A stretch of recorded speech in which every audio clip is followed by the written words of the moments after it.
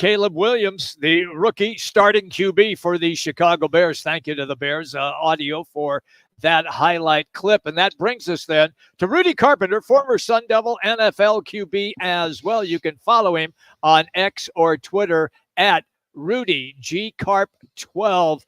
Rudy, you just heard Caleb Williams there. How different is it in today's NFL than just say 5 to 8 years ago for a rookie now to come in and be the starter?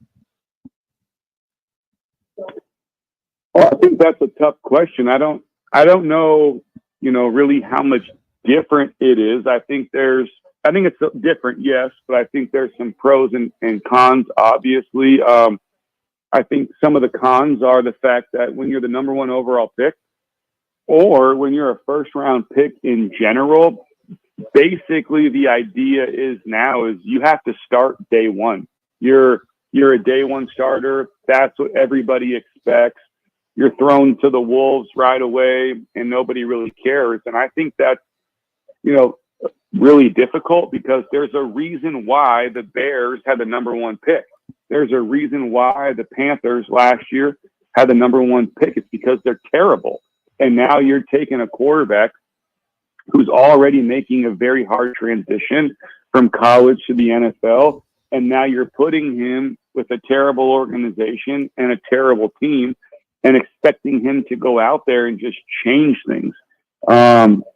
And I think that's very difficult. With that being said, because that's the new norm and because that's, essentially what everybody's been doing, they didn't follow the Aaron Rodgers program or even the Pat Mahomes program, is that now I think there's maybe a little bit more resources or better resources, or maybe people know, whether it's coaches or owners or GMs or whoever, they now know how to manage that situation a little bit better than I think before.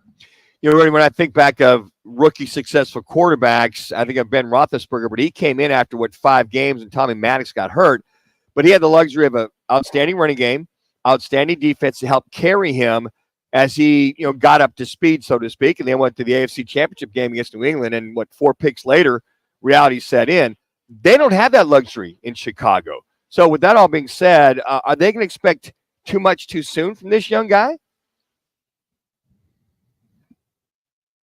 I think so. I think that's the case with everybody. I mean, they expect these guys to come in right away and just play great. And it's terrible for the coaches because the moment that player is drafted and the moment that season starts, the time clock for that coach is ticking.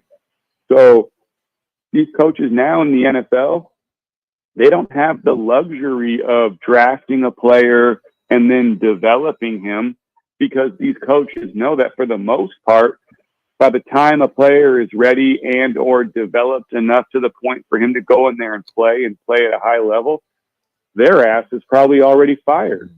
So, I mean, it's just the expectation now is, hey man, you're making 30 million. You're making 40 million. You're making 35 million. You just won a Heisman Trophy. It's just football. It can't be that much of a difference. Go out there, pick the ball up, and play great. And that's the expectation. And then, Rudy, I'm sorry. I think it's very difficult, but I don't feel bad for these guys. They're getting paid a lot of money. Yeah. And then also, I'd like that problem. Yeah, I would too. Trust me. But also you think of C.J. Stroud last year, to see how well he performed as a rookie and to see some of the pieces around him. What was it for a rookie quarterback last year and watching C.J. perform that you were impressed with? Well, you just said it. He had pieces around him. And to me, it's like I tell my guys all the time, our draft guys, I know that you guys want to get drafted as high as possible. I know that by getting drafted as high as possible, you make more money, you maximize more money, more signing bonus, all of it. The higher you get drafted, the more mistakes you're allowed to make before they cut you and get rid of you. I understand all of that. But one of the things that I try to drive into the head of our players all the time is, trust me, you would much rather get drafted later and go to a great situation than you would get drafted super, super, super early and go to a terrible situation. I look at the guys who have been successful. Look at, a Josh Allen. He went to a good situation. He made that team better, no doubt. Patrick Mahomes, this was a Kansas City Chiefs team that was making playoff runs every year with Alex Smith, deep playoff runs. He went to an unbelievable situation.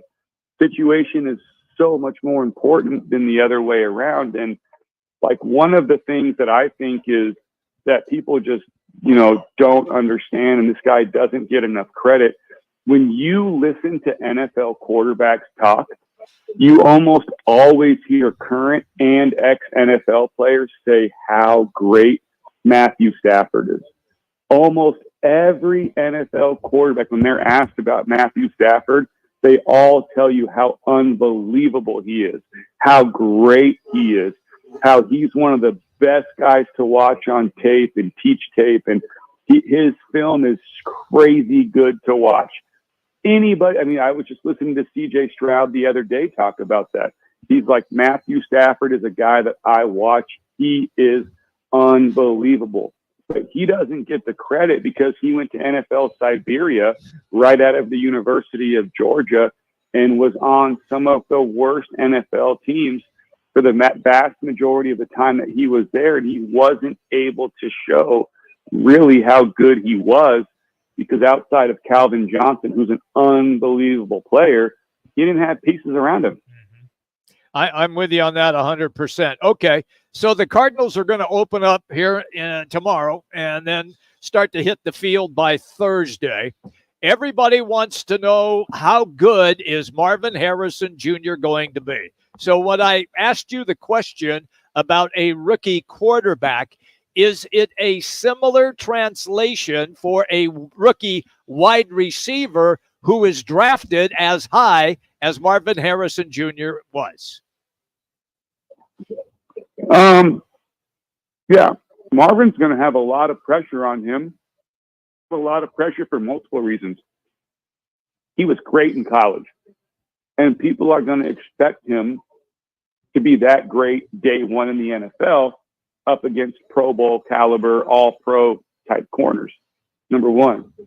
Number two, they're going to expect him to be great because he's the son of an NFL Hall of Famer in Marvin Harrison. So they're going to expect that. Number three, everybody in Arizona is going to compare him to Larry Fitzgerald. His playing style is similar. His body type is similar. And we haven't had, that type of caliber receiver here. Look, I'm wrong. DeAndre Hopkins is an incredible talent, an incredible receiver, did some great things here in Arizona. Was he maybe what everybody thought? I don't know. Great player in my viewpoint. But point is they're going to expect Marvin Harrison to be incredible from the jump for a lot of reasons. But I think like any other quarterback or any other player, I think Marvin Harrison is only going to be as good as the opportunities that are given to him. And if they're pumping the ball to him and pumping the ball to him and pumping the ball to him, I think he's going to make a lot of great plays. I think he's going to show everybody why he was a top 5 pick. He's going to be great. But if they can't protect long enough to get him open and get him down the field, and if they can't create any type of run game where they can't just lean or bend the coverage to Marvin, they can't, play some type of bracket coverage or some type of 2 deep where they got a guy underneath them and a guy over top of him. If they can't do anything else to protect him from that, it's going to be hell for Marvin Harrison. I think the other thing, when I hear you talk, Rudy, I think of the stretch guy, the home run hitter, and Marvin Harrison Jr. You talk about D-Hop, Hollywood Brown, and the lack of home runs they had with those other 2 individuals. And I think you nail it right there, is what kind of protection or play action, have a successful running game, have some play action where they get him over the top. Do you think that's really going to be the key, is that running game / offensive line to be able to hit the home run with him periodically? I think that's going to make a really big difference, right? I'm always someone who's believed that you don't even have to have a good run game. You just have to show that you'll run the ball. You're patient enough to run the ball. Just run the ball enough to make people believe you're gonna do it, which will force them to get another safety down the box. All you're trying to do with the run game is just show defenses that you will do it. That way they can't just play some type of 2D for some type of bracket coverage over Marvin Harrison. You just got to run the ball enough to get them out of that coverage, to force them out of that coverage.